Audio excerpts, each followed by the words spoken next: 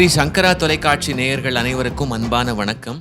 தமிழ் தேர் நிகழ்ச்சி மூலமாக உங்கள் அனைவரையும் மீண்டும் சந்திப்பதில் அளவு கடந்த மகிழ்ச்சி. இந்த தமிழ் தேர் இத்தனை ஆயிரம் ஆண்டு காலமா தொடர்ந்து பவனி வருது அப்படின்னா அதற்கு பல பேராளுமைகள் காரணம்.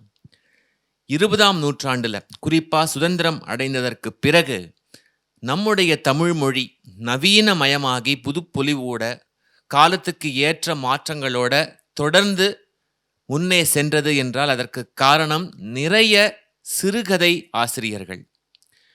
அந்த சிறுகதை ஆசிரியர்கள்ல மிக மிக முக்கியமானவர், தவிர்க்க முடியாதவர் யார் அப்படின்னு பார்த்தீங்கன்னா, ரங்கராஜன் என்கின்ற இயற்பெயர் கொண்ட மதிப்புக்கும் மரியாதைக்கும் உரிய எழுத்தாளர் திரு சுஜாதா அவர்கள். அவருடைய மொழி நடையாகட்டும், அவர் கதைகளினுடைய உள்ளடக்கமாகட்டும், அவருடைய கற்பனையாகட்டும், குறிப்பா தமிழுக்கு அறிவியல் புனைவுகள், சயின்ஸ் ஃபிக்ஷன் என்று சொல்லப்படக்கூடிய அந்த துறையை ரொம்ப பரவலாக மக்களிடத்தில் கொண்டு சேர்த்த ஒரு முன்னோடி திரு சுஜாதா அவர்கள்.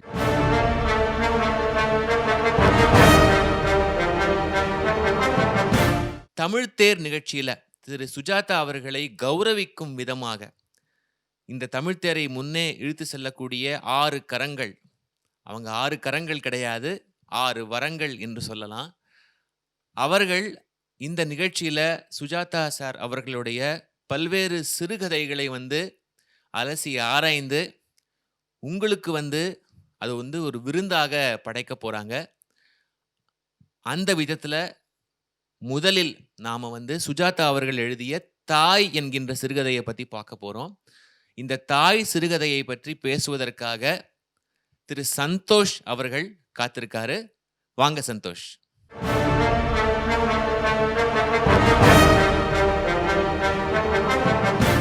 சிறுகதையின் தலைப்பு தாய். அன்றைக்கு வீடுகளில் ஹால் இல்லை, ஆனால் ஆட்கள் இருந்தார்கள். இன்றைக்கு ஹால் இருக்கிறது, ஆனால் வீடுகளில் ஆட்கள் இல்லை. சிறுகதை இப்படியாக தொடங்குகிறது. சுதாகர் கடிதம் எழுதியிருந்தான். அன்புள்ள சிவா, இந்த கடிதத்தை பார்த்தவுடன் உடனடியாக புறப்பட்டு நீ அம்மாவை அழைத்து செல்ல வேண்டும் என்று. இந்த கடிதத்தை எடுத்து படிக்கிறான் திவா. இந்த விஷயத்தை தன்னுடைய மனைவியிடம் எப்படி சொல்வது? எப்படி என்னுடைய அம்மாவை நான் அண்ணாவிடம் இருந்து கூட்டி வருவது என்று பதட்டத்தோடு அதை எப்படி சொல்லுவது என்று யோசித்துக் கொண்டே தன்னுடைய மனைவியிடம் சொல்கிறான். அண்ணாவுக்கு டெபுடேஷன் வருகிறதாம், அதனால் என்னுடைய தாயை நான் போய் அழைத்து செல்ல வேண்டுமாம். காரணம், ஒரு 6 மாதம் காலம் அண்ணா பார்த்து கொள்ளுவார், அடுத்த 6 மாதம் காலம் தாயை நான் பார்த்து கொள்ள வேண்டும். இதுதானே நமக்குள் இருப்பது. அதனால் நான் உடனடியாக அம்மாவை சென்று அழைத்து வர வேண்டும் என்று சொன்னபோது கோபத்தின் உச்சிக்கே சென்ற திவாவினுடைய மனைவி சொல்லுகிறாள், இதையெல்லாம் என்னால் ஏற்றுக்கொள்ள முடியாது. உன்னுடைய அண்ணாவிற்கு எப்போதும் இதே வேலை. ஏதாவது ஒரு காரணத்தை சொல்லி உங்களுடைய தாயை என்னிடத்திலே தள்ளிவிட வேண்டும். இதுதான் உங்களுடைய அண்ணாவினுடைய எண்ணமாக இருக்கிறது. ஒருபோதும் இதை நான் ஏற்க மாட்டேன் என்று கோபத்தின் உச்சிக்கே செல்கிறாள் திவாவினுடைய மனைவி. என்ன செய்வது என்று புரியாமல் தவித்துக் கொண்டிருக்கிறான் திவா.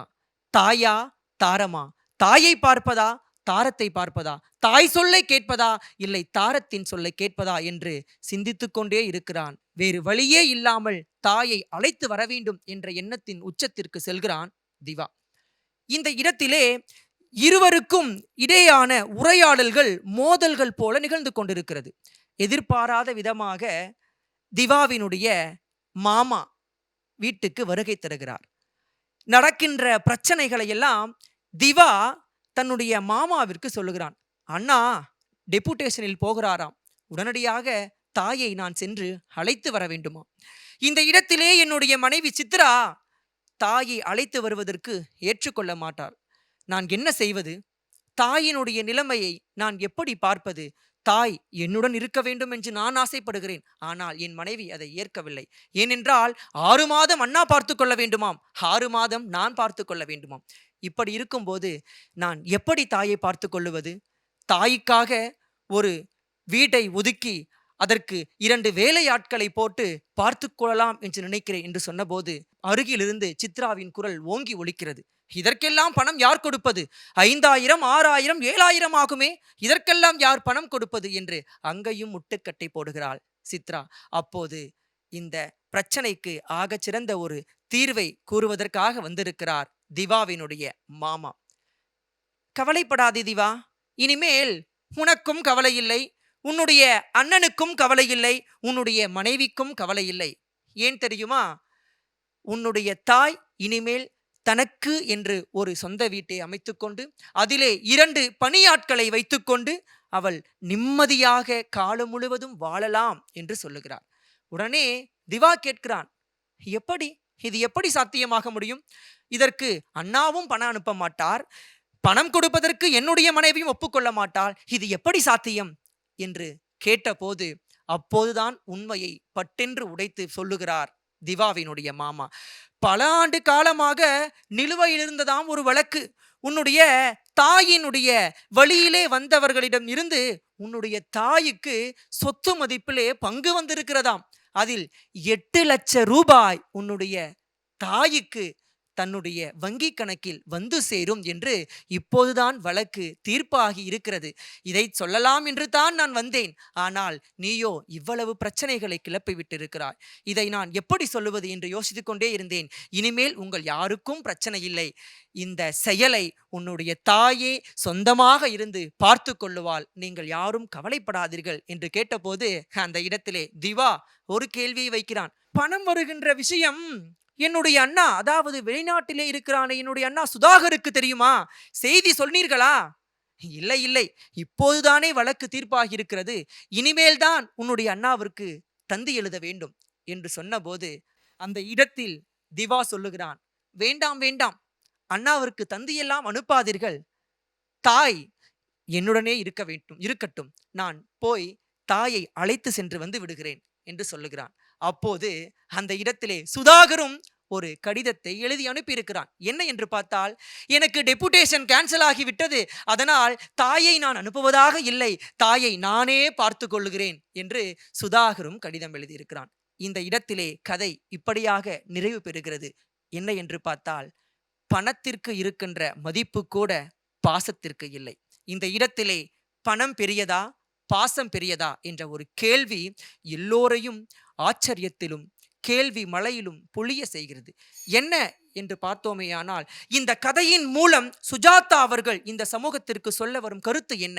வீட்டின் பெயரோ அன்னை இல்லம், அன்னை இருப்பதோ அநாத இல்லம். நெல்லை ஜெயந்த் அழகாக சொல்லுவார், மனித காட்சி சாலைகளை பார்ப்பதற்கு சில பால் குடித்த மிருகங்கள் வந்துவிட்டு போகும் என்று. இந்த சமூகத்திற்கு சுஜாதா அவர்கள் சொல்லுகின்ற ஆகச்சிறந்த கருத்தாக நான் கருதுவது என்ன தெரியுமா? முதியோர் இல்லங்களுக்கு பணம் கொடு, பொருள் கொடு, நகை கொடு, உடை கொடு, அனைத்தையும் கொடு, ஆனால் ஒருபோதும் உன்னுடைய பெற்றோரை மட்டும் முதியோர் இல்லத்திற்கு கொடுத்து விடாதீர்கள். அதுதான் ஆகச்சிறந்த தத்துவமாக இருக்கும். இந்த கருத்தை சுஜாதா இந்த தமிழ் சமூகத்திற்கு எடுத்து சொல்கிறார்.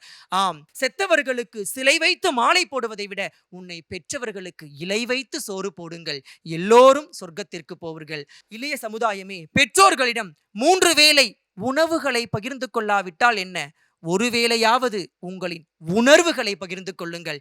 இப்படி சொல்லி முடிக்கிறேன். புள்ள வர வேணும்னு என் மகனே, நான் போய் வராத கோவில் இல்லை என் மகனே. புள்ள வர வேண்டி எடுத்த மடிப்பிச்ச அந்த புள்ள இன்னைக்கு எடுக்க வச்சான் தெருப்பிச்ச. நீ தங்குவதற்கு என்னிடம் ஒரு கருவறை இருந்தது, ஆனால் உன் வீட்டில் நான் தங்குவதற்கு கழிவறையில் ஒரு மூளை கூடவா எனக்கு இல்லாமல் போனது. தாயை நேசியுங்கள், பெற்றோர்களை கொண்டாடுங்கள். ஒருபோதும் பெற்றோர்களை முதியோர் இல்லத்திற்கு அனுப்பிவிடாதீர்கள். முதியோர் இல்லங்களுடைய கட்டிடங்கள், அஸ்திவாரங்கள் செங்கற்களாலோ கருங்கற்களாலோ கட்டப்பட்டது என்று நினைத்தீர்களா? இல்லை, தவறான வளர்ப்புகளால் தான் கட்டப்பட்டுள்ளது. நன்றி, வணக்கம்.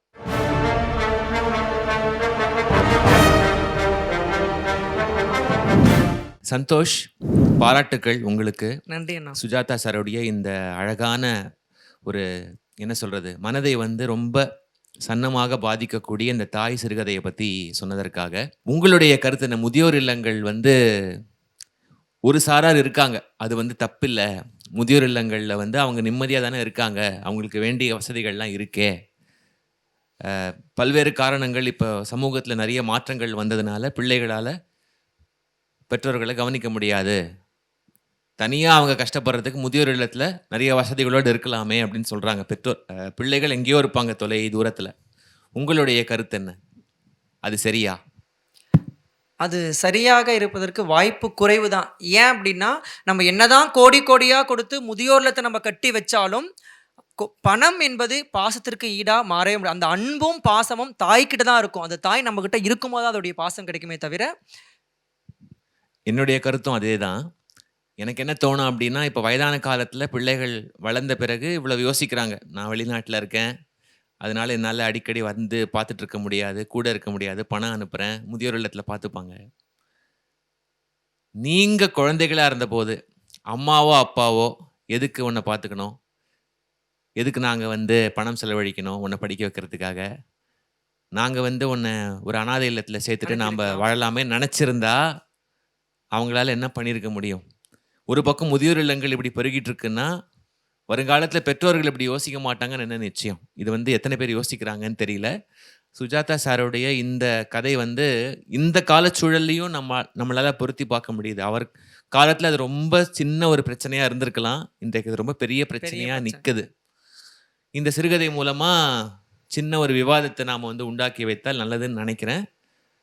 இன்னும் உங்களுடைய பேச்சை இன்னும் சுருக்கமாக ஆக்கிக் கொண்டால், நேரடியாக அந்த கருத்துக்குள்ள வந்துட்டா, இன்னும் உங்களுடைய பேச்சு ஒளிரும் அப்படின்னு நான் நெனைக்கிறேன். வாழ்த்துக்கள். நன்றி. நன்றி அண்ணா.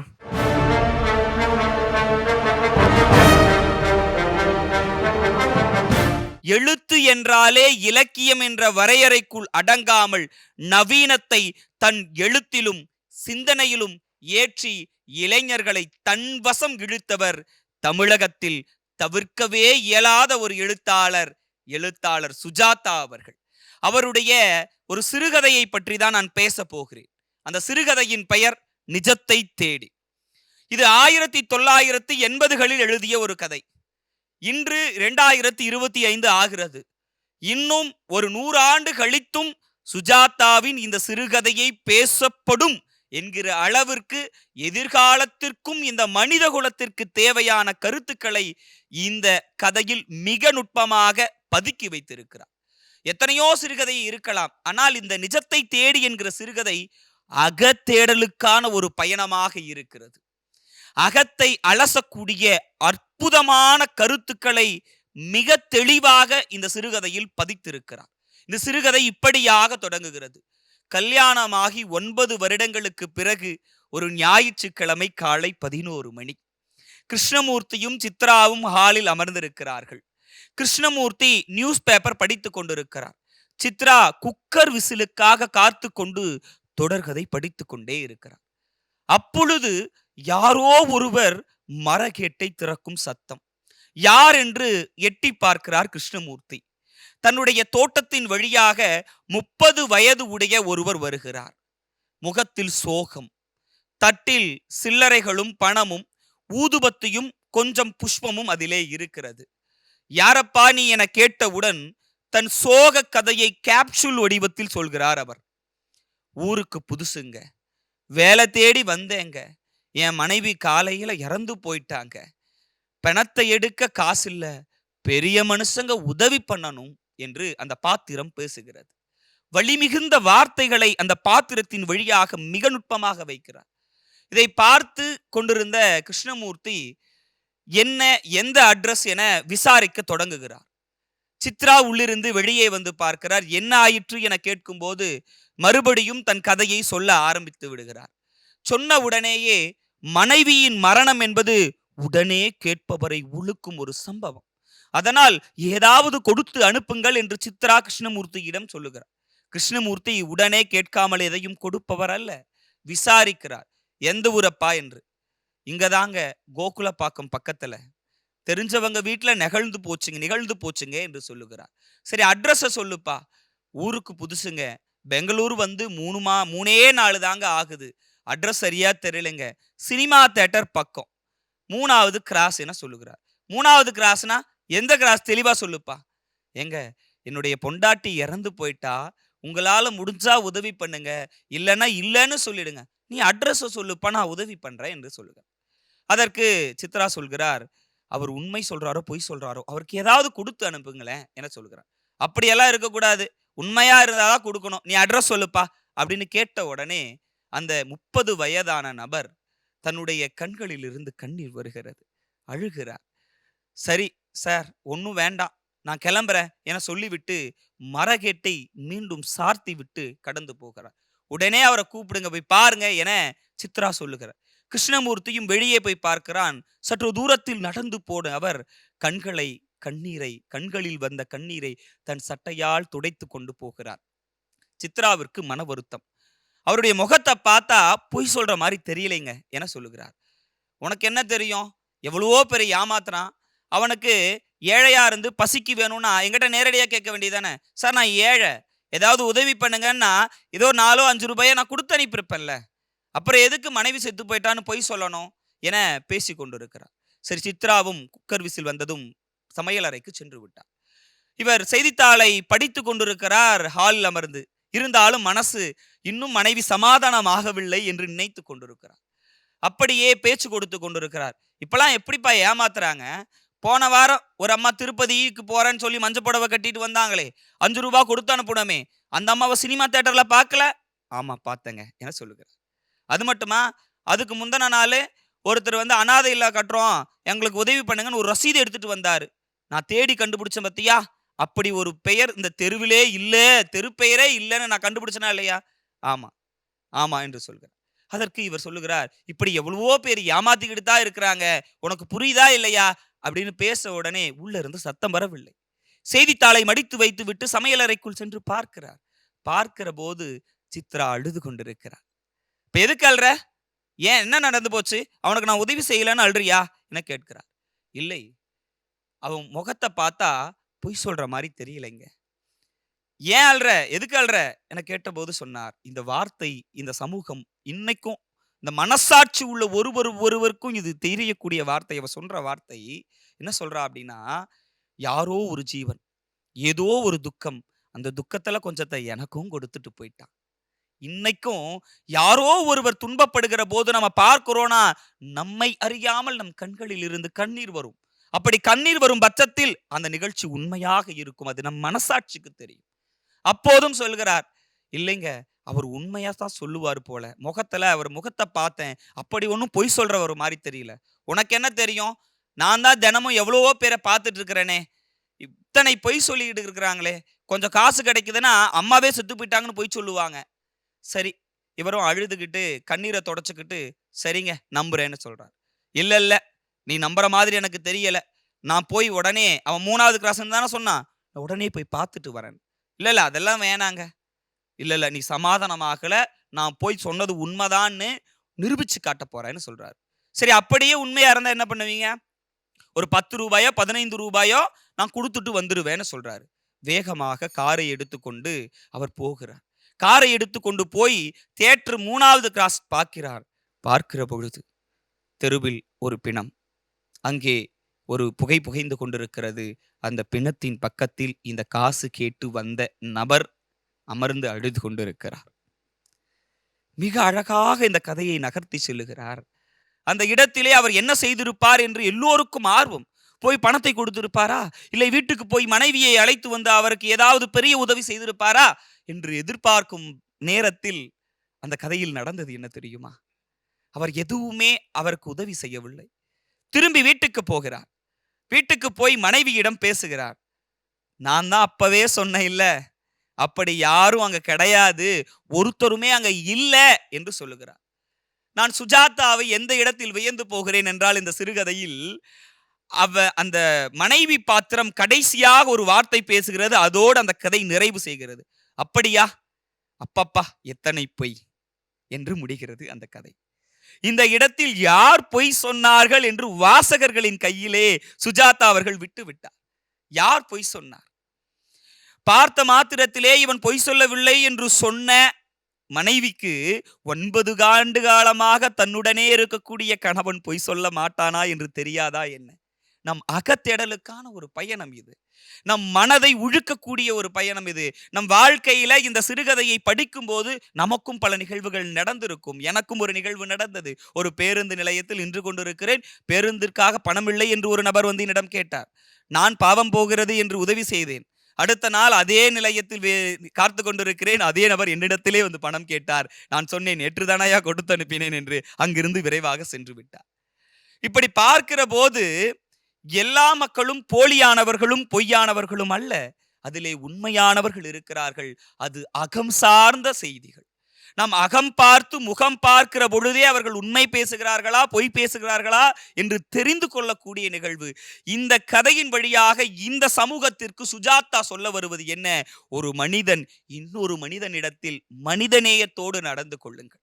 நான் இப்படியாக சொல்லி இதை நிறைவு செய்யலாம் என்று நினைக்கிறேன். வண்ணதாசனுடைய ஒரு கவிதை, அக்கறை என்கிற ஒரு கவிதை நினைவுக்கு வருகிறது. சைக்கிளில் இருந்த தக்காளி கூடை சரிந்தது, முக்கால் சிவப்பில் உருண்டது, அனைத்து திசைகளிலும் பழங்கள், தலைக்கு மேல் வேலை இருப்பதாக கடந்தும் நடந்தும் போயினர், பழங்களை விடவும் நசுங்கி போனது ஒரு மனிதன் மற்றொரு மனிதன் மீதான அக்கறை என்று எழுதியிருப்பார். ஒரு மனிதன் இன்னொரு மனிதன் மீது வைக்கக்கூடிய அக்கறையும், ஒரு மனிதன் மற்றொரு மனிதன் மீது செலுத்தக்கூடிய மனிதாபிமானத்தையும் இந்த கதை இன்னும் காலம் கடந்தும் நமக்குள் உணர்த்துகிறது. இதை நிஜத்தை தேடி என்கிற கதை நம் அகத்தேடலுக்கான ஒரு பயணம். சுஜாதாவின் கதைகளை தேடி படியுங்கள். நம் அகமும் புறமும் வளமாகும். நன்றி, வணக்கம்.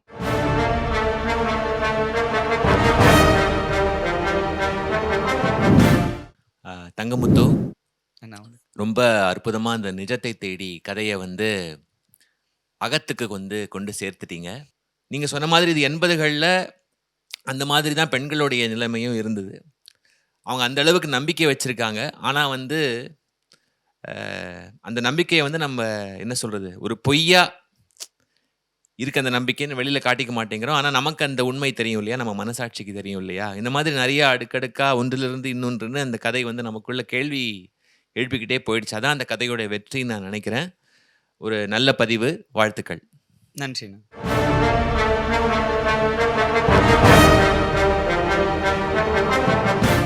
இன்றைய மனித குலத்திற்கு மிகவும் தேவையான அத்தியாவசியமான ஒரு கருத்தை பதிவு செய்யும் ஒரு கதை. சுஜாதா அவர்களின் ஜில்லு. கதை மாந்தர்கள் ஆத்மா, நித்யா, குமார், ஜில்லு. ஆத்மா தந்தை, நித்யா தாய், குமார் சிறிய பிள்ளை. ஜில்லு யார்?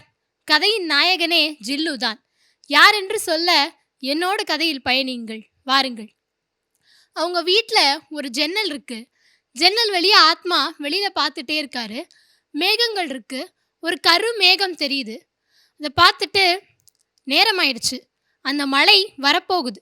அவங்க கணித்தார் போல சாயங்காலத்துக்குள்ள மழை வந்துடும். எல்லாரும் உடனே புறப்பட்டாகணும். 3 பேருக்கும் சேர்த்து 8 கிலோ தான். நித்யா புறப்பட்டாளா அப்படின்னு பார்க்கறதுக்காக திரும்பி பார்க்குறாரு. நித்யா எல்லாத்தையும் எடுத்து வச்சுட்டு இருக்காங்க ஊருக்கு புறப்படுறதுக்காக. எதை வைக்கிறது எதை எடுக்கிறதுனே தெரியலையே அப்படின்னு புலம்பிக்கிட்டு இருக்காங்க. ஆத்மா வீட்டெல்லாம் ஒரு வாட்டி சுற்றி பார்க்குறாரு. 15 வருட மன வாழ்க்கையோட நினைவுகள்லாம் அவருக்கு வந்து போகுது. சந்தோஷம், துக்கம் எல்லாம். பார்த்தா கேசட்டுகள் இருக்கு. அவருக்கு பிடித்த பாடலாசிரியர்களின் பாடகர்களின் பல கேசட்டுகள். அதை எடுத்துட்டு போய் ஒரு பிரயோஜனமும் இல்லை. டைப்ரைட்டர் இருக்கு. இந்த காலத்தில் போய் கவிதையா டைப் பண்ண போகிறோம், அதுவும் வேண்டாம். அலமாரி பெட்டிக்குள்ள நிறைய புத்தகங்கள் இருக்கு. நிறைய புத்தகங்கள், திருக்குறள், பைபிள், தொல்காப்பியம், முக்கூடற்பள்ளு, கட்டுரைகள், கவிதைகள்னு அத்துணை புத்தகங்கள். அதெல்லாம் பார்த்துட்டு இவ்வளோத்தையும் எடுத்துட்டு போய் இப்போ எல்லாமே வெறும் சத்தங்கள் தான். அவனுங்க போட்டுட்டு இருக்க அந்த குண்டு மலையில இதெல்லாம் எடுத்துட்டு போய் ஒரு பிரயோஜனமும் இல்லை. நித்யா கேட்குறாங்க, சரி ஏதாவது ஒன்று சொல்லுங்க, தேவையான ஒன்று மட்டும் எடுத்துட்டு போ, நேரமாச்சு அப்படின்னு. உடனே அந்த அலமாரியெல்லாம் வருடி பார்த்துட்டு ஒரே ஒரு ராணி இதெல்லாம் மட்டும் எடுத்து உள்ள வச்சுட்டு போறப்போ பொழுதுபோக்குக்காக ஏதாவது படிக்கலாம் அப்படின்னு சொல்லி எடுத்து வச்சிடுறாரு. நித்யா கேட்குறாங்க, இந்த நகையெல்லாம் என்ன பண்ணுறது, கல்யாணத்துக்கு போட்ட நகையெல்லாம் விட்டுட்டு போகவே மனசு இல்லையே அப்படின்னு. எடுத்து வை, அங்கே போய் கிழங்கு வாங்குறதுக்கு உபயோகமாக இருக்கும் அப்படிங்கிறார். நித்யா உடனே கோச்சிக்கிறான். அங்கே பார்த்தா அங்கே பெருசாக ஒன்று இருக்குது. என்னது இது பெருசா அப்படின்னா, நம்மளுடைய கல்யாண ஆல்பம், எனக்கு விட்டுட்டு போகிறதுக்கு மனசே இல்லை அப்படிங்கிறாங்க நித்யா. அதை எடுத்து அந்த பக்கங்களை உடனே புரட்டி பார்க்குறாரு. அவருடைய கல்யாண நினைவுகள்லாம் அவருக்கு வருது. ஊருக்கு கிளம்பி போகையில என்னென்னலாம் தேவையோ அதெல்லாம் எடுத்துட்டு போகையில அந்த கல்யாண நினைவுகள் அவருக்கு வருது. ஒல்லியான ஆத்மா, ஒல்லியான நித்யா. எப்படி இருந்ததுல அந்த காலம் அப்படின்னு நெனச்சு பார்க்குறாரு.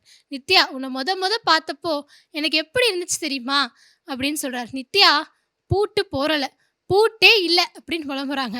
ஐயோ! அப்படின்னு தலையில அடிச்சுக்கிட்டு, இப்ப நீ வீட பூட்டிட்டு போலன்னா யாராவது அழுக போறாங்க. பூட்டெல்லாம் வேண்டாம். உன்னுடைய அலமாரி, ஃப்ரிட்ஜு, பீரோலாம் இங்க யாரும் வந்து எடுக்க போறதில்ல. யாருமே வரமாட்டாங்க. உன்னோட அலமாரி, ஃப்ரிட்ஜு, பீரோலாம் அங்கேயே தான் இருக்க போது. ஆல்ஃபா, பீட்டா கதிர்கைகளெல்லாம் எதிரொலிச்சுட்டு இங்கேயே தான் இருக்க போது அப்படிங்கிறாரு. சரி நம்ம எங்க போறோம் அப்படின்னு கேட்குறாங்க நித்யா. லட்சத்தீவுங்கிறாங்க. இல்ல அத விட இன்னும் தூரமா போவோம் அப்படிங்கிறாங்க. பம்பாய்க்கு போலையா அப்படின்னு கேட்குறாங்க. பம்பாயா? அதெல்லாம் எப்பவோ அழிஞ்சு போயிடுச்சு. பம்பாய், ராவல்பிண்டி, மெட்ராஸ் எல்லாமே போயிடுச்சு. எல்லாமே ஃபட்டால் வந்து ராட்சச மலைக்குடையில எல்லாமே போயிடுச்சு. நம்ம தான் ஏதோ ஊர் மாறி வந்தனால ஏதோ அதிர்ஷ்டத்துல பொழச்சிருக்கோம். இப்படி இந்த வர விமானங்களோட நம்மளும் புறப்பட்டு எங்கேயாவது போ வேண்டிதான் அப்படிங்கிறாங்க. அப்படியா? சரி இந்த பையன் குமார், குமார் எங்க? குமார் எங்க? அப்படின்னு கேட்குறாங்க. குமார் உடனே பேர கேட்டோனே அங்க ஓடி வரான் சந்தோஷமா. அப்பா, அப்பா 7 ஹெலிகாப்டர் வந்திருக்கு. ரெக்கையெல்லாம் சுத்திட்டு 7 ஹெலிகாப்டர் வந்திருக்குப்பா அப்படின்னு சொல்றாங்க. இந்த ஹெலிகாப்டரா? வா போய் பார்ப்போம் அப்படின்னு பார்த்தா, தன்னுடைய ரெக்கையெல்லாம் சுத்திட்டு 7 ஹெலிகாப்டர்கள் வந்து இறங்குது. அந்த ஊர்ல இருக்க மக்களை எல்லாம் கூட்டிட்டு போறதுக்காக. ஆத்மா பார்க்குறாரு ஹெலிகாப்டர்லாம் வந்துருச்சு. மக்கள் எல்லாம் அத நோக்கி போய்க்கிட்டு இருக்காங்க. நேரமாச்சு. வா கிளம்பணும் அப்படின்னு கூட்டிட்டு வரையில, இந்த பையன் கேட்குறான், அப்பா நம்ம எங்க போறோம் அப்படின்னு. ரொம்ப தூரத்துக்கு போறோம். ஸ்கூல்லாம் லீவாப்பா அப்படின்னு கேட்குறான். இதுக்கப்புறம் எல்லாமே எப்பவுமே ஸ்கூல் லீவு தான்டா அப்படிங்கிறாரு. எப்பப்பா திரும்பி வருவோம் அப்படின்னு. எப்பன்னே தெரியாது. ஏன்பா இப்படி போறோம் அப்படின்னு கேட்குறாரு. அதாவது நம்ம பக்கத்து நாட்டுல இருந்து எதிரிகள் வந்து நம்மள தாக்குனாங்க. நம்மளும் தாக்குனோம். அதுல சண்டையாயிடுச்சுப்பா. நம்மளும் திரும்ப இது பண்ணல. நம்மளும் திரும்ப ஷூட் பண்ணலையாப்பா அப்படின்னு அந்த சின்ன பையன் கேட்குறான் ஒரு விளையாட்டுத்தனத்துல. இல்ல அதெல்லாம் பண்ணோம். ஆனா நெறைய மக்கள் இறந்து போயிட்டாங்க. அந்த பாதிப்பு இன்னும் வந்துட்டுருக்கு. இன்னும் கொஞ்ச நேரம் இருந்தா நம்மளும் இறந்து போயிடுவோம். அப்படியாப்பா! சரி எனக்கு ஊருக்கு போனோனே எனக்கும் ஒரு துப்பாக்கி வாங்கி குடு அப்படின்னு கேட்குறான். நீ தான்டா சரியான தலைவன். சரி வா புறப்படு போவோம். அப்படின்னு சொல்லிட்டு இருக்கையில நித்யா கேட்குறாங்க. இப்ப இந்த கதையெல்லாம் அவன் கேட்டானா? தெரியணுமா அவனுக்கு? இதெல்லாம் அவன் தெரிஞ்சுக்கணும் நித்யா அப்படின்னு சொல்றான். சரி பையெல்லாம் எடுத்து வச்சுட்டியா? எங்க காட்டு உன் பையெல்லாம்? அப்படின்னா ஒரு சின்ன பையன் என்ன எடுத்து வச்சிருப்பான்? இதோ பாருங்க. பாதி பையில ஸ்லேட்டு, புத்தகம், பேனா, பென்சில், கோலி குண்டு அப்படின்னு சின்ன பிள்ளைக்கு என்னலாம் பிடிக்குமோ அதெல்லாம் எடுத்து வச்சிருக்கான். பேக்கோட இன்னொரு பகுதி மட்டும் காலியா இருக்கு. இது எதுக்குடா? அப்படின்னா, ஜில்லுக்கு தான்ப்பா. ஜில்லுவையும் கூட்டிட்டு போறோம்ல அப்படின்னு சொல்றான். ஜில்லுவா? அப்படிங்கிறாரு. ஜில்லு அதோட பேர் கேட்டோனே கட்டிலுக்கு அடியில ஒளிஞ்சிருந்த ஜில்லு, வெளியில வந்து 2 காதையும் தூக்கிட்டு அவன சுத்தி சுத்தி வருது. இதோ ஜில்லு வந்துருச்சு. ஜில்லு கை குடு அப்படின்னோனே ஜில்லு கை குடுக்குது. ஜில்லு நட நட அப்படின்னு சொன்னோனே தன்னோட 4 காலையும் அழகா வச்சு வச்சு அது நடக்குது. அத தூக்கி வச்சு அதோட காத இழுத்து, அதோட கைய புடிச்சு, அதோட கால சுழற்றி அத கட்டிக்கிட்டு அப்படி கொஞ்சி விளையாடுறான். "அப்பா ஜில்லுவும் கூட்டிட்டு போறோம் தானே?" அப்படின்னு கேட்குறான். "ஜில்லுவா? இல்லடா ஜில்லுவெல்லாம் கூட்டிட்டு போக முடியாது." "பொய் சொல்றீங்கப்பா. அம்மா சொன்னாங்க நம்ம ஜில்லுவையும் தான் கூட்டிட்டு போறோம்" அப்படின்னு. "இல்ல இல்ல அம்மா தான் பொய் சொன்னா. நம்ம ஜில்லுவ கூட்டிட்டு போகல." "சொல்லாதீங்கப்பா ஜில்லுவையும் கூட்டிட்டு தான் போனோம். ஜில்லு இல்லன்னா நான் வரல" அப்படின்னு ஜில்லுவ கட்டி புடிச்சுட்டு அவன் அங்கேயே உட்காந்து அழ ஆரம்பிச்சிடுறான். உடனே அம்மா வராங்க. "என்ன ஆச்சு? என்ன சண்டை? ஏன் குமார் அழுகுற?" அப்படின்னு. "அம்மா பாருங்க அப்பா சொல்றாங்க நம்ம ஜில்லுவ கூட்டிட்டு போல" அப்படின்னு. "நம்ம ஜில்லுவையும் தானே கூட்டிட்டு போறோம்" அப்படின்னு சொல்றான். "ஏன் ஏன் ஆத்மா இது இப்பவே சொல்லணும்னு அவசியமா? அவன் சின்ன பையன். அவன் ஜில்லு இல்லாம இருக்க மாட்டான்." "இல்ல குமார் நம்ம ஜில்லுவையும் தான் அழைச்சிட்டு போறோம். ஜில்லுவையும் தான் அழைச்சிட்டு போறோம். நீ ஒண்ணும் கவலைப்படாத போடா" அப்படின்னு சொல்லிடுறாங்க. அப்புறம் அவர் சொல்றாரு, "அவனுக்கு இதெல்லாம் தெரியணும். 7 வயசு பையனுக்கு என்ன இதெல்லாம் தெரியணும்? சும்மா நம்ம ஆசை காட்டியே அவன வளர்த்தறக்கூடாது" அப்படின்னு சொல்றாங்க. "சரி பரவால்ல. இப்ப எப்படி எடுத்துட்டு போலாம்? ஒரு அட்டைப்பெட்டி இருக்கு. அதுக்குள்ள வச்சு அடைச்சிட்டு போய் எடுத்துட்டு போயிரலாம்." "இல்ல அது மூச்சு திக்கியே செத்து போயிடும்" அப்படின்னு. "சரி பரவால்ல. கையில ஒரு கூடையில வச்சு துண்டு போட்டு எடுத்துட்டு போயிடலாம்" அப்படின்னு சொல்றாங்க. "தேவையில்லாத வேலை நித்யா. மாட்டிக்குவோம்" அப்படின்னு. "இல்ல இல்ல நான் பார்த்துக்கிறேன்" அப்படின்னு சொல்லி எல்லாத்தையும் கிளப்பிக்கிட்டு வீட்ல இருந்து கிளம்புறாங்க. வீட்ல இருந்து எல்லாத்தையும் எடுத்துட்டு அந்த ஹெலிகாப்டரோட வரிசையில நிக்கிறாங்க. மனிதர்கள்லாம் ஏறிக்கிட்டே இருக்காங்க. கிட்ட போயிட்டாங்க ஏறுறதுக்காக. ஜில்லுவையும் அந்த கூடையில வச்சு துணி போட்டு மறைச்சு எடுத்துட்டு போறதுக்கு கிளம்பிட்டாங்க. அங்க போகையில அங்க இருக்க அந்த ஆஃபீசர் அந்த அட்டைப்பெட்டிய தூக்கி பார்க்குறாரு. 8 கிலோ தான் இருக்கு சராசரியா. உள்ள விட்டுர்றாரு.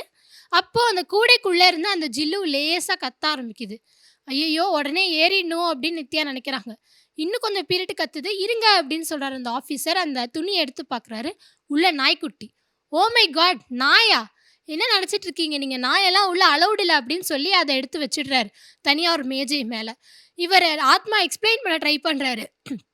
இல்ல ஆஃபீசர், இது மாரி என் பையன் அது இல்லன்னா இருக்கவே மாட்டான். அதெல்லாம் கிடையவே கிடையாது. உங்களுக்கு எவ்வளோ அனௌன்ஸ் பண்ணியிருக்கோம், விடவே முடியாது அப்படின்னு சொல்லி ஜில்லுவ விட்டுட்டு இவங்களெல்லாம் வண்டியில ஏத்திடுறாங்க. ஆத்மா அவங்களெல்லாம் திட்டிக்கிட்டே போறாரு. திட்டிட்டு உள்ள ஏறியாச்சு. சரி இப்ப குமாருக்கு ஏதாவது சொல்லணுமே அப்படின்னு, பரவால்ல குமார், இங்க இல்லன்னா என்ன? அவங்க அப்படிதான். நான் ஊருக்கு போய் உனக்கு ஒரு புது நாய்க்குட்டி வாங்கி தரேன். அத நம்ம நல்லா பார்த்துக்கலாம் அப்படின்னு சொல்றாரு. பார்த்தா குமார காணோம். குமார், குமார், குமார்ன்னு கத்துறாங்க. எங்கேயுமே குமார் இல்ல. உன் கூட தானே இருந்தா நித்யா அப்படிங்கிறாங்க. இல்ல அவர் உன் கூட தான் இருந்தான் அப்படிங்கிறாங்க நித்யா. தேடி தேடி காணோம். எங்க இருந்தான் குமார்? அந்த ஜில்லுவ தூக்கி வச்சு அந்த மேடைக்கு அடியில குமார் இருந்தான். ஹெலிகாப்டர் எல்லாம் புறப்பட்டு போயிடுச்சு. யாருமே இல்லாத ஊர்ல குமார் அந்த நாய்க்குட்டி ஜில்லுவ கூட்டிட்டு, பரவாயில்லடா உன்னை விட்டுட்டாங்க.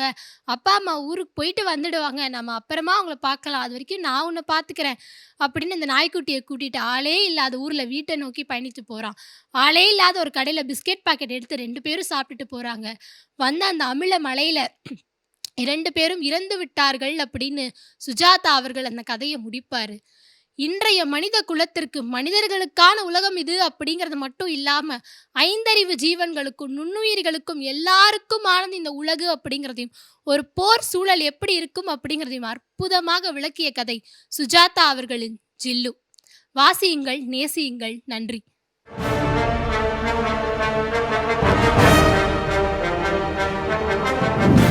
வள்ளியம்மை எனக்கு என்ன ஒரு சின்ன அறிவுரை அப்படின்னா, ஜில்லு அப்படின்னு இந்த கதைக்கு வந்து தலைப்பு கொடுத்துருக்காரு.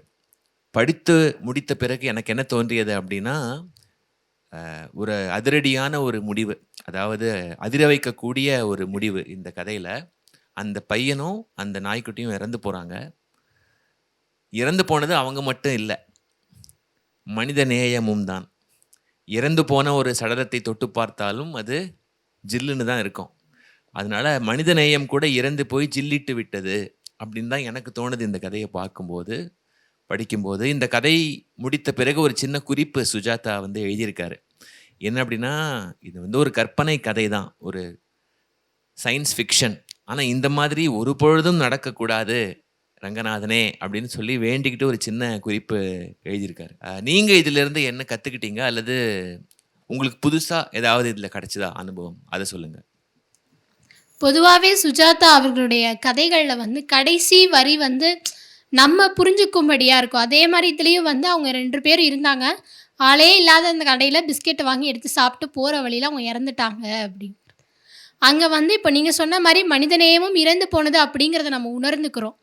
அந்த ஒரு கடினமான சூழலையும் மனிதநேயத்தையும் கொண்டு வந்து இணைச்ச அந்த விதம், அந்த கடைசி வரி அவர் முடித்த அந்த விதமும் எனக்கு ரொம்ப பிடிக்கும்.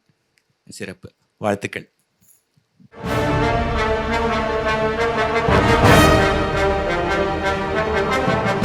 தொழில்நுட்பவாதியா, அறிவியல்வாதியா, இலக்கியவாதியா என்று வரைமுறை செய்ய முடியாத அளவிற்கு தமிழ் இலக்கியங்களில் படைப்புகளை படைத்தலைத்த ஒரு படைப்பாளி இவர்.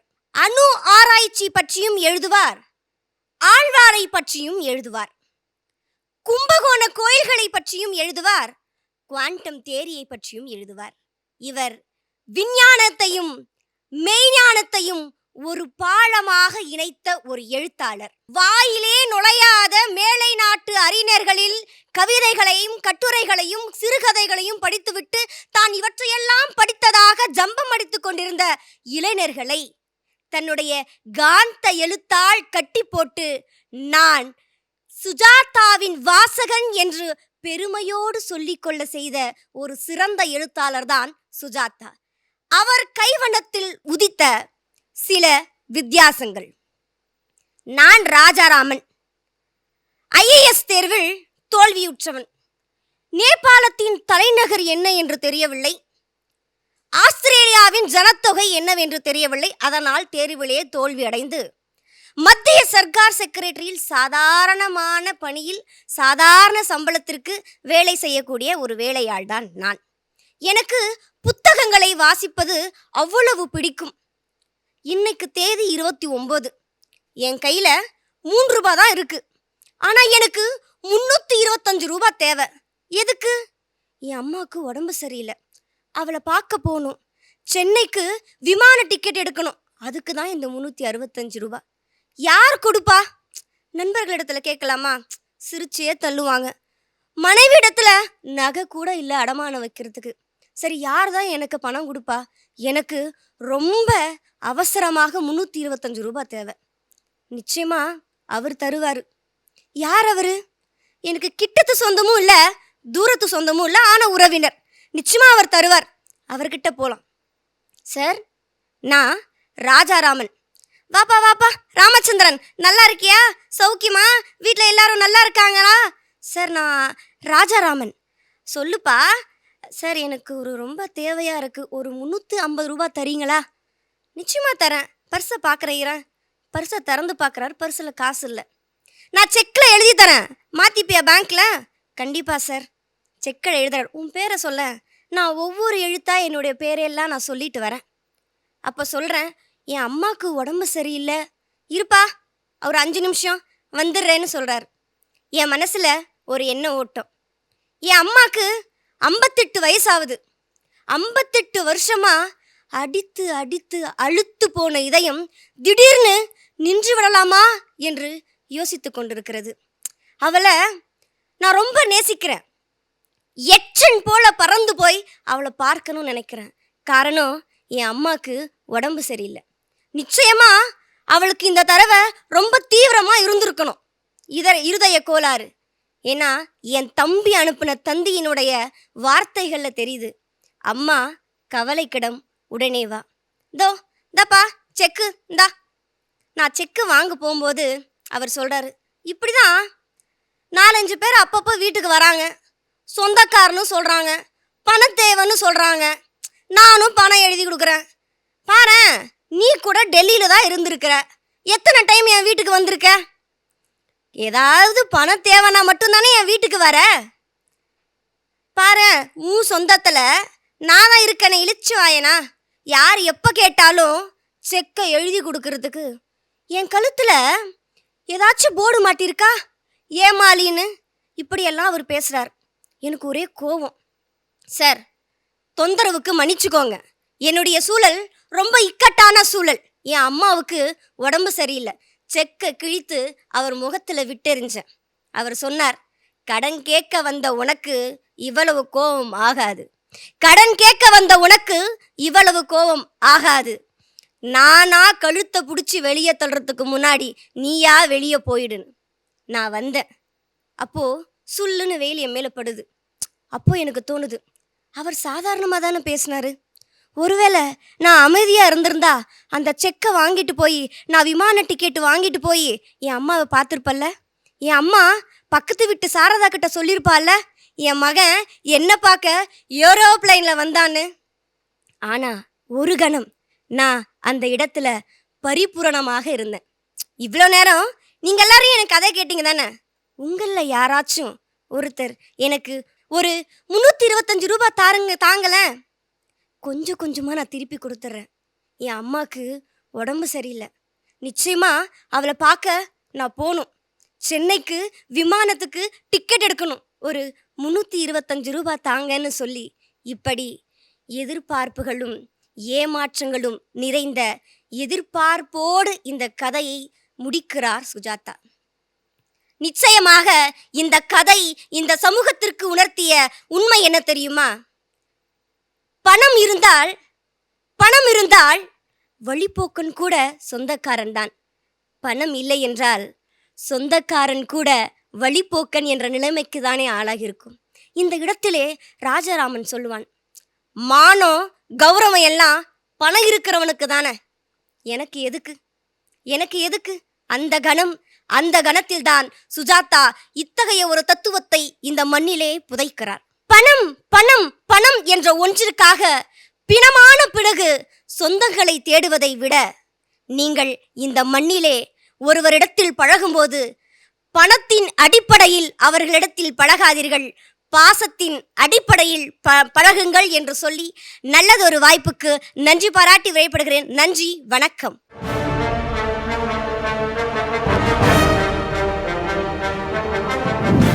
ஆஷிகா, ரொம்ப அழகா சொன்னீங்க. இப்போ ஒரு கற்பனையான கேள்வி.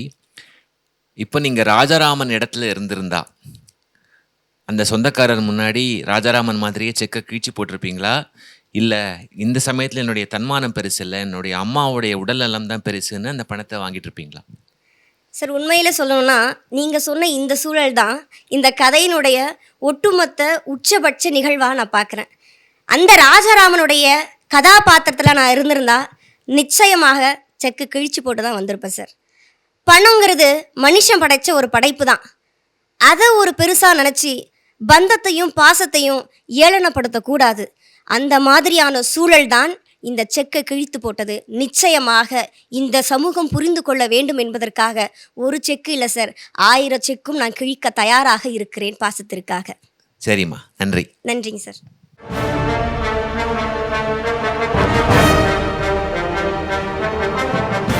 நைலான் கயறு என்ற நாவலின் வாயிலாக மக்களுடைய இதயத்தை கட்டி போட்ட ஒரு எழுத்தாளர். ஒரு கரை அறிவியல், மறுகரை அழகியல். இந்த இரண்டிற்கும் இடையிலே ஒரு எழுத்து நதி பயணித்து கொண்டே இருக்கிறது. இந்த எழுத்தாளரினுடைய மையில் மட்டும்தான் இளமையும் புதுமையும் இனிமையும் ஒரு சேர கிடைக்கும். யார் அந்த எழுத்தாளர் என்று கேட்டால் சுஜாதா அவர்கள். சுஜாதா இஸ் ஈக்குவல் டு சுவாரஸ்யம். அவருடைய சிறுகதையான அரங்கேற்றம் என்ற சிறுகதை குறித்து நான் இப்போ பேச போகிறேன். அரங்கேற்றம் அப்படின்னு சொன்ன உடனே உங்களுக்கு ஒரு காட்சி கண்ணுக்கு முன்னாடி வரும் அப்படின்னு நினைக்கிறேன். ஆமாங்க, பரதநாட்டிய அரங்கேற்றம் குறித்த ஒரு அழகான ஒரு சிறுகதை தான். பொதுவாகவே தந்தைக்கும் மகனுக்குமான உறவு இருக்கு இல்லையா, அதுவும் சரி, தாய்க்கும் மகளுக்குமான உறவு, இந்த ரெண்டுமே பார்த்தீங்கன்னா பேசப்படாத நிறைய விஷயங்களை உள்ளடக்கக்கூடிய உறவு நிலைகள். இப்போ அப்பாவுக்கும் மகனுக்கும் இருக்கக்கூடிய போராட்டத்தை பற்றி யாரும் பேச மாட்டாங்க. அம்மாவுக்கும் மகனுக்கும் இருக்கக்கூடிய அந்த உறவு பற்றி நிறைய எழுத்தாளர்கள் பேசியிருப்பாங்க. அதே மாதிரி தந்தைக்கும் மகளுக்குமான விஷயங்களை பற்றி பேசியிருப்பாங்க.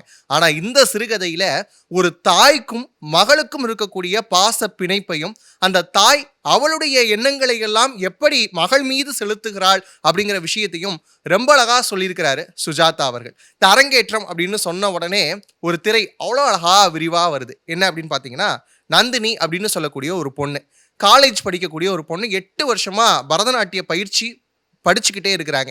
இந்த படிப்பு அப்படின்னு ஏன் சொல்கிறோம் அப்படின்னா, அவங்களுக்கு எல்லா எக்ஸ்ட்ரா கரிக்குலர் விஷயங்களை எல்லாத்தையும் தாய் சொல்லி கொடுத்துக்கிட்டே இருக்கிறாங்க. சின்ன வயசுலேருந்தே பாட்டு கிளாஸ், காலையில் எந்திரிச்சா பாட்டு கிளாஸில் தான் ஆரம்பிப்பாங்க. 1 வருஷத்துக்கும் மேலாக இந்த பாட்டு கிளாஸ் போகுது. ஆனால் மாயமாயோகவுளே அப்படின்னு சொல்லக்கூடிய ராகத்தை கூட இன்னும் தாண்டலை. அதே மாதிரி பாட்டு கிளாஸ் முடிஞ்ச உடனே என்ன ஆகும் அப்படின்னு பார்த்தீங்கன்னா, ஓவிய வாத்தியார் வருவார்.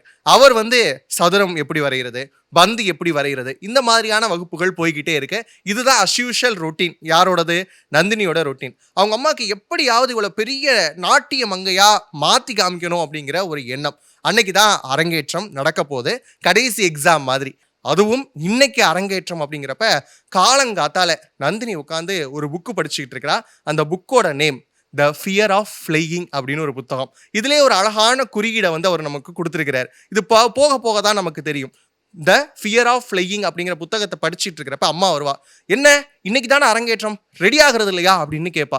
ஏமா இன்னும் 8 மணி நேரம் இருக்கே, அதுக்குள்ளேயும் ரெடி ஆகணுமா? ஆமாம், ரெடி ஆகணும், இங்கே வா அப்படின்னு சொல்லி சிந்தட்டிக் மருதாணியை எடுத்து அந்த கைகளுக்கு தொப்பி போட்டு விட்றா அப்படின்னு எழுதுறாரு. இப்படியாக நிறைய அலங்காரங்கள், டெய்லரெல்லாம் கூப்பிட்டு வச்சு ரொம்ப அழகா ஒரு சிவப்பு கலர் வஸ்திரத்தை எடுத்துட்டு அதில் அழகான ஜரி பார்டர் போட்டு விசிறி மாதிரியான மடிப்பெல்லாம் வச்சு பரதநாட்டியத்திற்கு தேவையான அத்தனை ட்ரெஸ்ஸையும் ரெடி பண்ணிட்டு இருக்கிறாங்க. அது மட்டும் இல்லாமல் பேங்க் லாக்கரில் அது வரைக்கும் இருந்த நகைகளை எல்லாத்தையும் எடுத்துட்டு வராங்க. கிட்டத்தட்ட உம்முடியார் ஜுவல்லர்ஸ் நகைக்கடைக்கு வரக்கூடிய ஒரு பொண்ணு மாதிரி இவளை ரெடி பண்ணுறாங்க அப்படின்னு எழுத்தாளர் சுஜாதா அதில் எழுதியிருக்கிறார். அப்படி இருக்கக்கூடிய நேரத்தில் இந்த பொண்ணுக்கு, ஏமா நான் கண்டிப்பாக எல்லாரும் முன்னாடி எப்படிமா ஆடுறது, அதுவும் இந்த கடைசியில் பரதநாட்டியத்தில் இந்த தட்டு டான்ஸ் ஒன்று இருக்கே, அதை மட்டும் வேணாமா அப்படின்னு சொன்னோடனே அம்மா சொல்கிறா, அது தாண்டி முக்கியம், அதுதான் நீ நல்லா ஆடுற, நீ வேணா பாரு, நீ ஆடுறப்ப எல்லாரும் உனக்கு கை தட்டுவாங்க பாரு அப்படின்னு சொல்றா. உடனே வந்து தன்னுடைய மேனேஜரை கூப்பிடுறா அம்மா. கூப்பிட்டு எப்படிப்பா எல்லா வேலையும் சரியா நடந்துருச்சா, எல்லாரும் வந்துருவாங்களா, இன்விடேஷன் எவ்வளோ இருக்கு அப்படின்னு கேட்குறப்ப, அம்மா ஒரு 2000 இன்விடேஷன் கிட்ட அடிச்சிட்டோம், எல்லாத்துலயும் நந்தினியுடைய பேரை நீங்க சொன்ன மாதிரி கோல்டன் கலர்ல போட்டாச்சு, எல்லாருக்கும் இன்விடேஷன் போயிருச்சு, அமைச்சரும் வந்துருவாரு அப்படின்னு சொல்லியிருக்கிறாரு, ஆனா இன்னும் ஐயா தான் வரல அப்படின்னு சொல்றப்ப, அவருக்கு ஆசை இருக்காதா என்ன, வந்துருவாருன்னு நினைக்கிறேன், பெத்த மக அவன் முத அரங்கேற்றம் பண்றா, வராமையா இருக்க போறார் அப்படின்னு மனசுக்குள்ளேயே சமாதானம் சொல்லிக்கிறா. அவளுக்கு எப்படி ஒரு எண்ணம்னா, எல்லா நாளிதழ்லையும் தன்னோட பொண்ணு வந்துடணும் அப்படிங்கிறதுனாலே ஏகப்பட்ட போட்டோகிராஃபர்ஸை வர வச்சிருக்கிறா. இப்படியாக அந்த மேடை வந்து தயாராகிக்கிட்டே இருக்கு. அப்ப அந்த மேடைக்கு முன்னாடி வந்து பாத்தீங்க அப்படின்னா நந்தினி வந்து பாக்குறா. என்ன முன்னிருக்கைகள்ல வந்து பாத்தீங்கன்னா அவங்க அப்பாவுக்கு தெரிஞ்சவங்க எல்லாம் உட்காந்துருக்காங்க. அது போக சில ஆடியன்ஸ் வந்திருக்கிறாங்க. 6:45 ஆயிடுச்சு. இன்னும் சொல்ல மாதிரியாக பெருங்கூட்டம் வரல. அவங்க அம்மாவுக்கு வாசல்ல போய் நிப்போம், ஆள் வந்துருவாங்க அப்படின்னு ஒரு எண்ணம். இப்படி இருக்கக்கூடிய நேரத்துல அப்படியே நந்தினியுடைய ஒரு சாயலை அப்படியே சுஜாதா அவர்கள் படம் பிடிச்சு காமிக்கிறார். அமைச்சர் வராரு, வந்துட்டு அவர் மேடை ஏறுறாரு. இதே மாதிரி ஒரு ஒளிபெருக்கி வச்சிருக்கிறாங்க. அமைச்சர் பேச ஆரம்பிக்கிறார். என்ன பேசுறாரு அப்படின்னா, நாட்டியம் என்பது பாரம்பரியமான கலை, பரதம் அப்படின்னு சொன்னாலே எனக்கு வந்து நாராயண மேனனுடைய கட்டுரை தான் ஞாபகம் வருது அப்படின்னு சொல்லி அவருக்கே உரிய மொழியில பேசிக்கிட்டு இருக்கிறார். இந்த காட்சி ரொம்ப அழகா இருக்கும். ஏன் அப்படின்னா, அந்த பக்கம் நந்தினியினுடைய மன உணர்வு, இந்த பக்கம் ஒரு வார்த்தை அமைச்சர் பேசக்கூடிய வார்த்தை அப்படின்னு அழகா கோர்த்திருப்பார். அந்த மாதிரியான நேரத்துல அப்படியே கழிவறை பக்கமா நந்தினி போவாங்க. போயிட்டு அந்த சலங்கையை கழட்டி அப்படியே அந்த கழிவறைக்கு பக்கத்துல இருக்கக்கூடிய ஒரு திண்டுல வச்சுட்டு, அங்க ஒரு சின்ன சன்னல் அளவுக்கான இடம் இருக்கும். அந்த சன்னல் இருக்கக்கூடிய இடத்தை கலட்டி வச்சுட்டு அது வழியா எகிரி குதிச்சு வெளியில செல்வராஜ் இருப்பாரு. அந்த செல்வராஜோட கார்ல ஏறிடுவாங்க. ஏறின உடனே செல்வராஜோடைய தோல்ல அப்படியே சாஞ்சுப்பாங்க. இப்ப யோசிச்சு பாருங்க, த ஃபியர் ஆஃப் ஃப்ளையிங் அப்படிங்கிற புத்தகம் படிச்சாங்களா? த ஃபியர் ஆஃப் ஃப்ளையிங் எங்க வேலை செய்யுது பாருங்க. அந்த கார்ல ஒரு பொம்மை இருக்குங்க. அந்த பொம்மை ஒரு தலையாட்டி பொம்மை. அது தாம் தித்தாம் தை தித்தாம் அப்படின்னு சொல்லி ஆடக்கூடிய காட்சியோட இந்த கதையை வந்து முடிச்சிருப்பாரு. அங்க வந்து திரை விளக்கப்பட்டிருக்கும், என்ன நடந்தது அப்படிங்கிறதெல்லாம் அப்படியே முடிச்சிருப்பார். இதுதான் சுஜாதா அவர்களுடைய எழுத்து நடை. ஒரு கதையை அப்ரப்டா முடிக்கிறது அப்படிங்கிற ஒரு வகை உண்டு. அதுவே வாசகருடைய மனசுக்கு ஏற்ற மாதிரி, அவங்களுடைய உணர்வுக்கு ஏற்ற மாதிரி அந்த கதையை அப்படியே விடுறது ஒரு வழிமுறை. 1978 எழுதப்பட்டது இந்த சிறுகதை. இன்னைக்கு 2025ங்க. நினைச்சு பாருங்க, பசங்களுக்கு எத்தனை கோச்சிங் கிளாஸஸ், காலையில் எக்ஸ்ட்ரா கரிக்குலர் ஆக்டிவிட்டீஸ்னு இன்னைக்கும் ஒரு பெற்றோர்களும் செய்யக்கூடிய தவிர 1978 ஒரு சிறுகதை பேசியிருக்கு அப்படின்னு சொன்னால் அதுக்கு தான் இந்த சிறுகதை தேவைப்படுது. அப்படியான சிறுகதையில் ஒரு முக்கியமான கதை அரங்கேற்றம். படித்து பாருங்கள். நன்றி, வணக்கம்.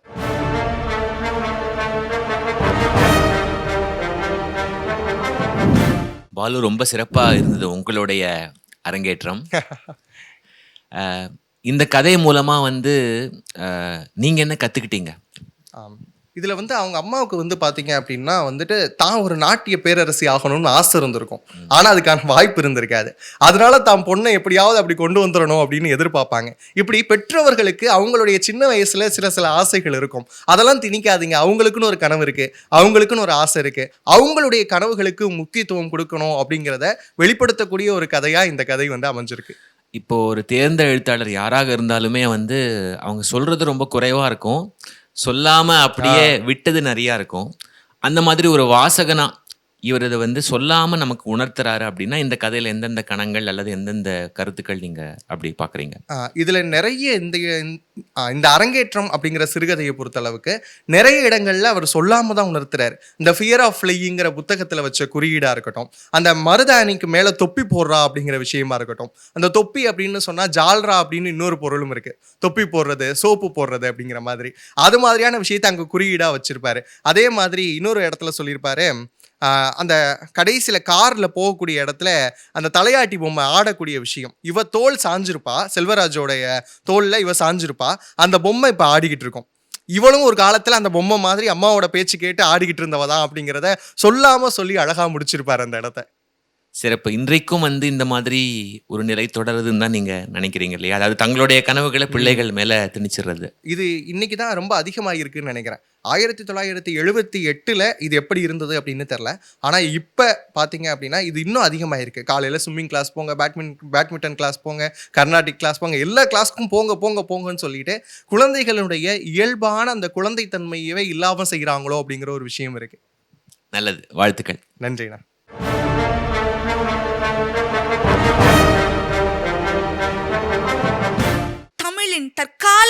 எழுத்தாளர்களுள் மிக முக்கியமாக குறிப்பிடப்பட வேண்டிய சுஜாதா அவர்களின் ஒரு சிறுகதையை இங்கு உங்களுடன் பகிர்ந்து கொள்வதில் பெருமகிழ்வு கொள்கிறேன். சசி காத்திருக்கிறார். சசி எதற்காக காத்திருக்கிறாள்? யாருக்காக காத்திருக்கிறாள்? எவ்வளவு காலமாக காத்திருக்கிறாள்? என்னதான் இந்த கதையில் இருக்கிறது என்று சிந்திக்கும் நமக்கு தொடக்கத்திலேயே ஒரு அதிர்ச்சி காத்திருக்கிறது. ஒரு ரொம்ப பிரதான சாலை, ஒரு ரொம்ப முக்கியமான பிரதான சாலை ஒன்றில் ஒரு பெரும் விபத்து. எப்படி நடந்தது விபத்து? ஒரு டாக்ஸிக்காரர் அவர் பாட்டுக்கு வந்துட்டு இருக்கும் பொழுது ஒரு அழகான ஒரு போஸ்டர்ல அழகான ஒரு பெண்ணின் உருவம். அதை பார்த்து மதிமயங்கி தன்னுடைய வண்டியை எப்படி ஓட்டுறோங்கிறதுல கவனம் செலுத்தாமல் ஒரு இளைஞன் மீது விட்டுறாரு ஒருத்தர். அப்ப அந்த இளைஞன் தன்னுடைய உயிருக்கு போராடி கொண்டிருக்கும் பொழுது அவனை வேகமா எல்லாரும் தூக்கி போட்டுட்டு கொண்டு போய் ஆஸ்பத்திரியில சேர்க்கிறாங்க.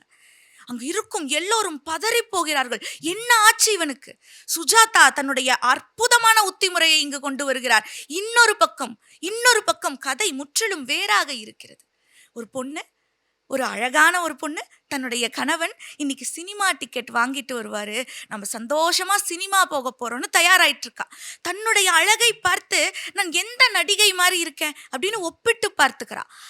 தான் அழகாக சீவி சிங்காரிச்சு இன்னைக்கு படத்துக்கு போறோம், அப்புறம் அவளுக்கு பிடிச்ச ஒரு உணவகத்துக்கு போய் நல்லா சாப்பிட போறோம். இப்படி அதற்கப்புறம் ஆட்டம் பாட்டம் என்று அந்த உணவகத்தில் இருக்கிற நல்ல இசையை கேட்க போகிறோம். இப்படியாக கனவுகளுடன் தன்னுடைய திருமண நாளுக்காக ஒரு பெண் காத்து கொண்டிருக்கிறார். கணவன் டிக்கெட்டோட வருவான்னு பார்த்துக்கிட்டே இருந்த அந்த பெண்ணுக்கு அதிர்ச்சியாக இருக்கிறது. எப்பொழுதும் எல்லா காரியத்தையும் சரியாக செய்யும் அவர் இன்னைக்கு சரியான நேரத்துக்கு வீட்டுக்கு வரல.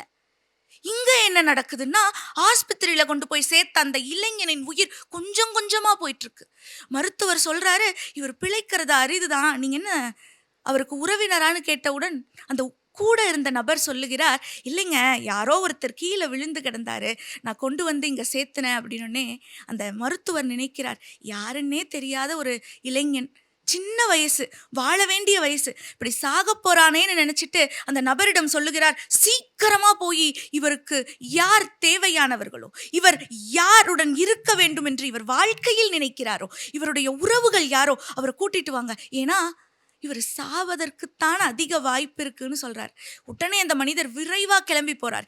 இங்க சசிக்கு என்ன நடக்கிறது என்றே புரியவில்லை. ஒருவேளை இப்படி இருக்குமோ?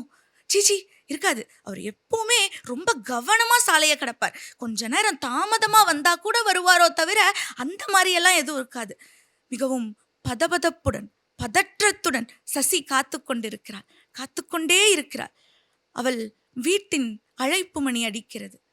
பதறி போயிட்டா. ஏன்னா இருட்டிருச்சு. வெளியே இருக்கக்கூடிய அந்த விளக்கை அவள் சுவிட்ச் ஆன் பண்ண முயற்சி பண்றா. அந்த விளக்கு எரியவில்லை, ஃபியூஸ் போயிருச்சு. சசி பதற்றத்துடன் சென்று நின்று அந்த இடத்துல யார் வந்திருக்காங்க என்று கேட்கிறாள். இந்த கணத்தில் அந்த மருத்துவமனையில் யாருமே உடனில் இல்லாமல் மிகவும் தனியாக ஒரு உயிர் பரலோகம் சென்று விட்டது. அந்த இளைஞன் தன்னந்தனியாக அந்த மருத்துவமனையில் இறந்து போகிறான். கதவை தட்டின உடனே வேகமா சசி திறந்து பார்க்கிறாள். அவள் கண்ட காட்சி, அவளுடைய கணவன் இரத்த கோலத்துல நிற்கிறான். என்னங்க ஆச்சுன்னு கட்டி அணைத்து கொண்ட சசியிடம் அவன் சொல்லுகிறான், ஒரு இளைஞன் யாரோ ஒருத்தன் கீழே அடிபட்டு கிடந்தான், அவனை கொண்டு போய் நான் மருத்துவமனையில சேர்த்திட்டு வந்தேன், அதை விட நம்ம படத்துக்கு போறது முக்கியமா சசின்னு கேட்கிறான். இத்துடன் இந்த கதை முடிகிறது. இந்த கதை நமக்கு என்ன சொல்லித் தருகிறது? இது வெறும் ஒரு வணிக நோக்கத்திற்காக எழுதப்பட்ட, படிக்கும் பொழுது என்ன சசிக்கு என்னாகும், சசி கணவன் தான் இறந்து விடுவானான்னு நம்மளுடைய ஆர்வத்தை தூண்டுவது மட்டும்தான் இந்த கதை செய்யக்கூடியதா என்றால் நிச்சயமாக இல்லை. இந்த கதைக்குள் மிக ஆழமான ஒரு கருத்து பொதிந்திருக்கிறது. இலக்கியம் என்ன செய்யும் என்று கேட்பவர்களுக்கு நல்ல ஒரு இலக்கிய எழுத்தாளர் சொல்லக்கூடிய பதில், அது கருத்துக்களை உங்களுக்கு அறிவுரையாக சொல்லாது, அது உங்களுக்கு உணர்வாக உணர வைக்கும். அப்படித்தான் இந்த கதையில ஒவ்வொரு பக்கத்தை திருப்பும் பொழுதும் ஆசையாக காத்து கொண்டிருக்கிறாளே ஒரு மனைவி, அவள் அழுகும் அவலம் வந்து விடுமோன்னு நமக்கு பதைபதைக்குது பாருங்க. அந்த பதைபதைப்பு அடுத்த நாள் நம்ம வாகனத்தை சாலையில் ஓட்டி கொண்டு செல்லும் பொழுது கொஞ்சம் கவனமா இருக்க வைக்கும். சாலையை கடக்கும் பொழுது ஒரு நிமிஷம் நின்று நிதானமா கடக்க வைக்கும். இந்த கதை நமக்கு என்ன சொல்லித் தருகிறது? ஒரு மிக சாதாரணமான நாளாக அந்த இளைஞன் அந்த படத்தை பார்த்துட்டு மிக மகிழ்ச்சியா வீட்டுக்கு போய் சாப்பிட்டு தூங்கி இருக்க வேண்டியது அவன் இறந்து போனான். இனி அந்த உயிரை இந்த உலகத்திற்கு கொண்டு வர முடியுமா? இல்லை. இங்கு ஒரு மனைவி கணவனுக்காக காத்து கொண்டிருக்கிறார். எல்லா வீடுகளிலும் எல்லா நாட்களிலும் சாயந்தரம் காலையில போனவங்க வீட்டுக்கு வரும் வரை வீட்டில் இருப்பவர்கள் எவ்வளவு பதற்றத்துடன் காத்திருக்கிறார், எவ்வளவு பதட்டத்துடன் காத்திருக்கிறார்கள். ஒவ்வொரு நாளும் நாம் எல்லோரும் வெளியே போரும் பொழுது வீட்டுக்கு வந்து சேர்வோம் என்ற உறுதி இல்லாமல் தானே செல்கிறோம். அப்படி இருக்க இந்த கதையை படிக்கும் ஒவ்வொரு வாசகனுக்கும் சுஜாதா ஒரு இடி இடிப்பதை போல ஒரு ஆணித்தனமான கருத்தை மனதில் ஆழமாக பதிய வைக்கிறார். நடுங்கும் இந்த கதையை படிக்கும் பொழுது. ஒரு நல்ல இலக்கியம் அந்த நடுக்கத்தை தான் கொடுக்கும். சசி இறுதியாக கணவனை கட்டிய தழுவிய பொழுது ஒன்று சொல்லுகிறாள், இல்லை அந்த சினிமா படம் முக்கியமே இல்லை என்று சொல்லுகிறாள். அவள்தான் தொடக்கத்தில் இன்னைக்கு போற இந்த சினிமா படம் ரொம்ப முக்கியம், இதை நம்ம போயே ஆகணும், நம்ம போய் மகிழ்ச்சியா இருந்தே ஆகணும், கல்யாணமாகி 1 வருஷம் ஆயிருச்சு, இந்த நாளை நான் கொண்டாடியே ஆக வேண்டும் என்று சொன்ன சசி இல்ல அந்த சினிமா படம் முக்கியமே கிடையாது என்று சொல்லுகிறார். வாழ்க்கை நமக்கு ஒவ்வொரு நாளும் புது புது ஆச்சரியங்களை கொண்டிருக்கிறது.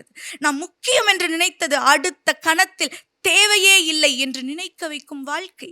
ஒவ்வொரு கணத்தையும் மகிழ்வாக அனுபவித்து வாழ வேண்டும் என்பதையும், நம்முடைய சாலை பாதுகாப்பு நெறிகளை இன்னும் கொஞ்சம் ஆழமாக கவனமாக சிந்திக்க வேண்டும் என்பதையும் இந்த கதை நமக்கு சொல்லிக் கொடுக்கிறது. நன்றி, வணக்கம்.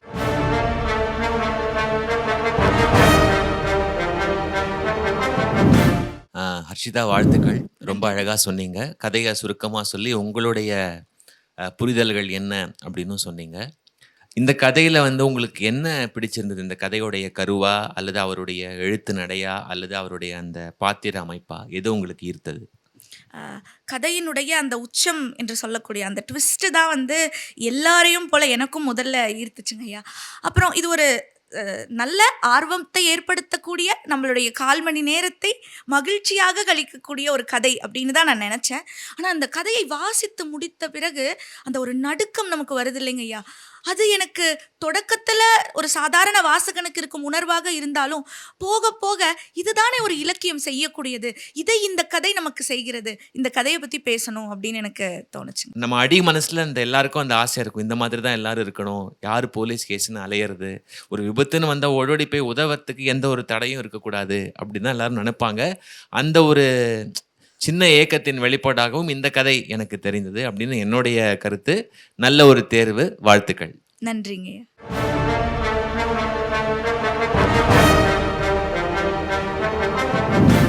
வானவில்லில் நிறம் மொத்தம் 7 அப்படின்னு சொல்லுவாங்க. ஆனால் தமிழ்த்தேர் நிகழ்ச்சியில் இந்த சுற்றுக்கு பிறகு நேயர்களுக்கு என்ன தோன்றியிருக்கும் அப்படின்னா, வானவில்லில் நிறம் மொத்தம் 6 அப்படின்னு தோன்றியிருக்கும். சுஜாதா சாருடைய சிறுகதைகளை பொறுத்த வரைக்கும் இந்த சுற்றுல தமிழ்த்தேரின் 6 கரங்களாக இருக்கக்கூடிய எங்களுடைய அந்த 6 சிறந்த பேச்சாளர்கள் ஒரு கலைடோஸ்கோப் போல சுஜாதா சார் அவர்களுடைய வெவ்வேறு சிறுகதைகளை ரொம்ப அழகா சொன்னாங்க. அந்த சிறுகதைகளை சொன்னதோட மட்டும் இல்லாமல் அதிலிருந்து நாம் கற்றுக்கொள்ள வேண்டியது என்ன, இன்றைய காலத்துக்கும் அவருடைய சிறுகதைகள் ஏன் பொருத்தமாக இருக்கு, அவரை ஏன் எல்லா எழுத்தாளர்களும், அதாவது வளர்ந்து வரக்கூடிய எழுத்தாளர்கள், புது வாசகர்கள் எல்லாரும் படிக்கணும் என்பதை ரொம்ப அழகா சொல்லாமல் சொல்லிட்டு போயிட்டாங்க. ஒரு மறக்க முடியாத விருந்தாக உங்கள் அனைவருக்கும் இது இருந்திருக்கும் அப்படின்னு நாங்கள் நம்புகிறோம். மற்றும் ஒரு சுற்றுல ஒரு புதுமையோடு உங்களை நாங்கள் மீண்டும் சந்திக்கிறோம். நன்றி.